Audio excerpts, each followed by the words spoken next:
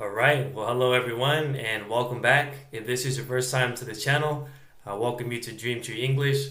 My name is Neil Humphrey, and I will be your English teacher for this lesson. Okay. So in this lesson, you will learn how to make a complete sentence in English. Now, to make a sentence in English is very, very easy. All you need are three things. You need a subject, a verb, and an object. Now let's start with subject. Subject means who or what the sentence is about. Okay? It gives us the information about who we're talking about. Okay? Next is the verb. Basically, verb means the action. What action is the subject taking? Okay? And then we have the object. What exactly are we talking about in this sentence? So the object gives us a complete thought about what the subject is doing. Okay? All right. So let's look at an example. Okay? So number 1. I like hamburgers. I like hamburgers. So in this sentence, who or what are we talking about? What is the subject? Well, in this sentence, the subject is I. I. Okay.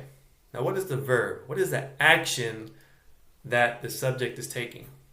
Well, it's like. Okay. I like. Now, what do I like? What? Okay. I like hamburgers. Hamburgers is the object of the sentence. It gives us a complete thought about what I like. I like hamburgers. Okay, let's look at another example. Number 2. He plays the drums. Now, who or who are we talking about? What is the subject?